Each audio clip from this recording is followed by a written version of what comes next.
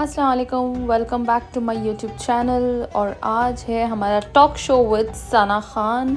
और ये है हमारा एग्ज़िबिशन जो हुआ था बेंगलोर में, Karnataka biggest expo Majlis. Enjoy the vlog. Gentlemen, the moment that all of you are waiting so eagerly has finally arrived. Right here to meet and greet each one of you. She will be coming right here for all you lovely people.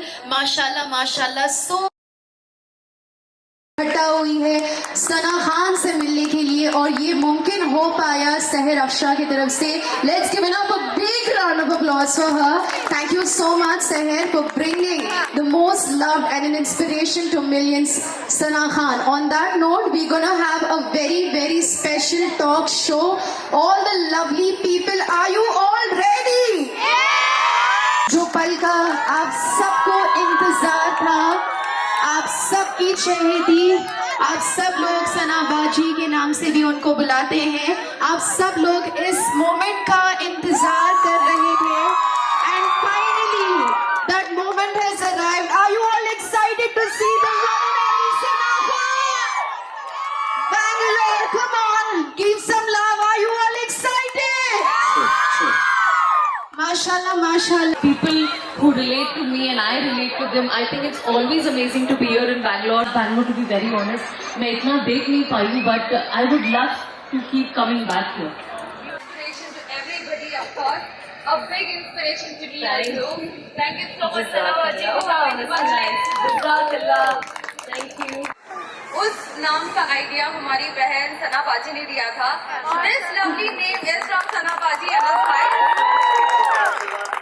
So they're always there for somebody whom they really love. That was for my exhibition which was happening, जो सहर अफसा ने fully coordinate किया था, because मैं बिल्कुल नहीं जानती थी बैंगलोर को और यहाँ क्या करना है, कोई जगह नहीं पता थी, लोग नहीं जानती थी।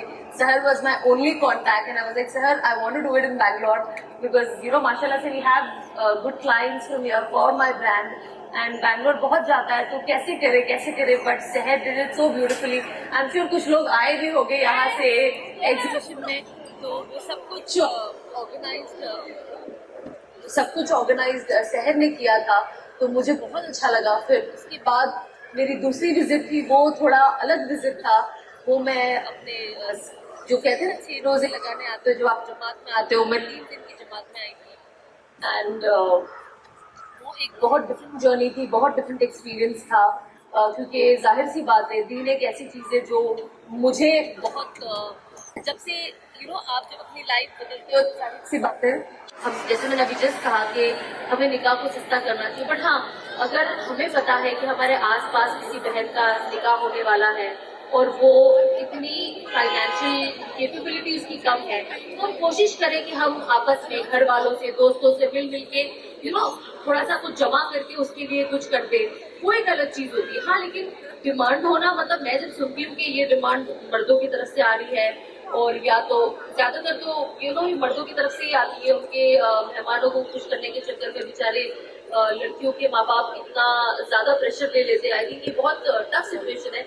हम कोशिश करें, जितने भी मेरी बहनें यहाँ पे ना, आप अपना भी दिमाग क्लियर करें और आप कोशिश करें ये मैसेज आगे बहनों तक पहुंचाएं, क्योंकि जितना हमारे जहन से ये निकले, देखो पहले के जमाने में तो कहाँ था ये जहन में, हम घर में आराम से कर लेते थे। कितना मेरी मम्मी का तो निकाह 500 रुपए में हुआ है, क्योंकि बीता है घर में, बस कपड़ा पहन के बिरयानी खाया, खत्म, निकाह हो गया। यही बिरयानी सब खाएंगे, उस जमाने में खर्चे भी नहीं थे, बट कितना सस्ता। मेरी मम्मी कहती है 500 क्या, दैट्स इट, घर में ही किया हमने।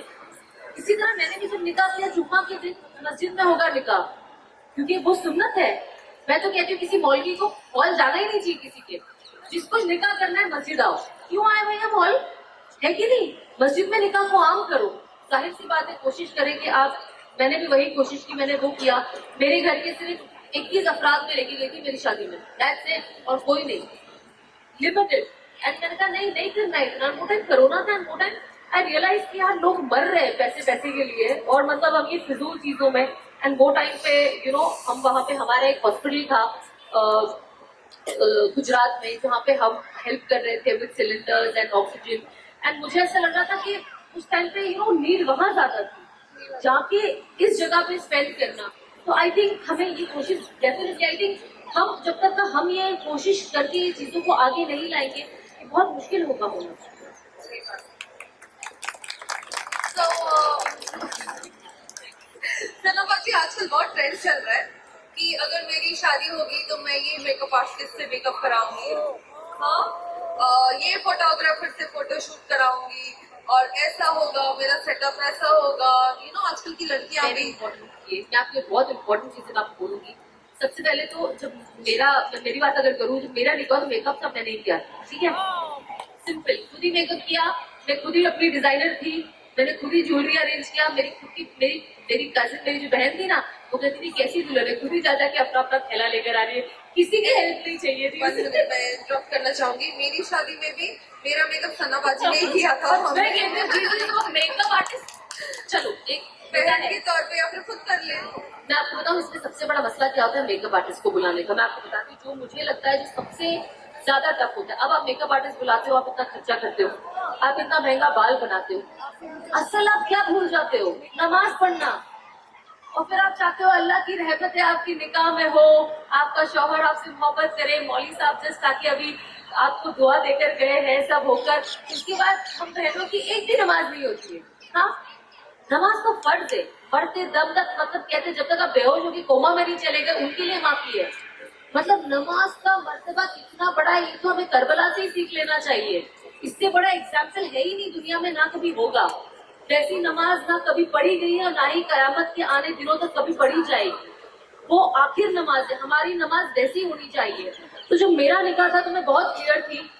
जुम्मा के दिन था तो मैंने सूरह काफ जुमेरात को ही पढ़ लिया। मैंने कहा जुम्मा को तो पढ़ने मिलेगा नहीं, तो जुमेरात को मगरिब में पढ़ लिया, फजर में उठे, जोहर में फौरन रेडी होके साइन कर ली, उसके बाद मैं रेडी हुई, उसके बाद सबको मिली, असर में फिर मुंह धो लिया, किसी को भी नहीं मिली, रूम में चली गई, असर पड़ी, मगरिब के लिए वजू की, और फिर मैंने जो मेरा मेकअप था करना शुरू किया। जैसे मगरिब की अजान हुई, मैंने सबसे पहले अपना मगरिब पढ़ी, उसके बाद मैंने अपना सूरह वाक़िया पढ़ा, मैंने अपना रहमान पढ़ा, उसके बाद मैं शादी का जोड़ा पहनी और मैं नीचे आई। मैंने कहा यार ये तो सबसे बड़ी मेरी जिंदगी की सबसे बड़ी खुशी है, और इसमें अगर मैं अल्लाह रसूल को ही भूल गई तो मैंने नमाज ही नहीं पढ़ी जो मुझ पर फर्ज है। ये तो फर्ज भी नहीं है मेकअप करना किसी मेकअप आर्टिस्ट से। लेकिन मसला क्या होता है आज की तारीख में, क्योंकि हम मेकअप आर्टिस्टों को बुला लेते हैं, 2-2, 3-3 घंटा उसके अंदर चला जाता है। आज सबसे बड़ा पॉइंट में यही देखती हूँ, कोई नमाज ही नहीं पढ़ रहा है, किसी की नमाज नहीं होती है, बारातियों की भी नहीं होती। चलो दुल्हन तो दुल्हन पर, तुम किस खुशी में नमाज नहीं पढ़ रही हो? हाँ, क्योंकि हमने मेकअप किया है।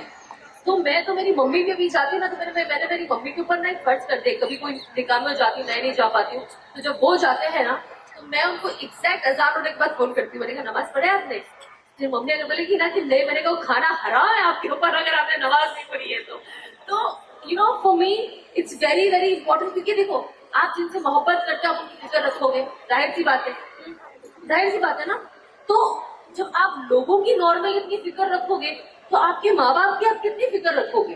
तो मुझे तो फिक्र होती है कि भाई मेरी मम्मी की कुछ छूट ना जाए, कुछ रह ना जाए।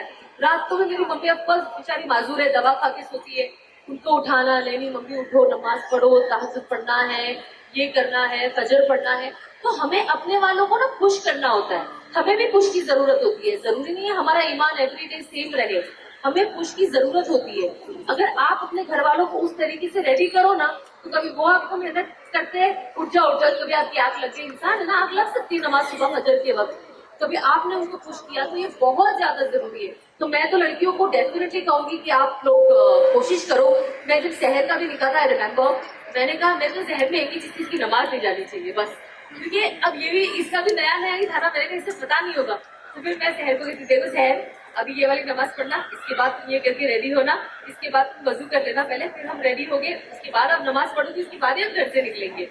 एंड अल्हम्दुलिल्लाह everything went, and even she didn't miss even one नमाज। एंड माशाल्लाह हमारा मोटो ये होना चाहिए कि जिंदगी का सबसे हसीन सफर शुरू हो रहा है और हमें सबसे अल्लाह को राजी करना है, नमाज नहीं जाने देनी है। देखो गुनाह तो हमसे मरते दम तक होनी है, लेकिन एक नमाज ही है जो हमें बचाएगी, और जो बचाने वाली चीजें आपने उसे ही छोड़ दिया तो फिर तो अल्लाह ही रहम करे। तो हमें नमाज को हमारी प्रायोरिटी बनाना चाहिए। इसीलिए जब शहर ने मुझे बताया एग्जीबिशन का है, तो तब मेरी और शहर की बात हो रही, तो मैंने कहा था देखो बहुत ध्यान रखना कि जो आने वाले गेस्ट उनकी नमाजें ना जाए, सहर इज लाइक नहीं, मैंने बहुत अच्छा नमाज रूम रखा है, यहाँ पे गुस्ल खाना रखा है, and I was very impressed by this कि नहीं ये होना चाहिए। देखो शॉपिंग करो, अल्लाह ने ना मना किया है, घूमो फिरो, कौन मना किया है? कोई चीज में मना ही नहीं। नमाज जाने नहीं देनी है, नमाज अब हम सबकी प्रायोरिटी होनी चाहिए। अल्हम्दुलिल्लाह अल्हम्दुलिल्लाह। इंशाल्लाह सब नियत करेंगे कि हमारी एक भी नमाज है ना छूटे। इंशाल्लाह नियत में सब है, नियत एटलीस्ट कर ले तो अल्लाह ताला उसमें बरकत जरूर देते हैं।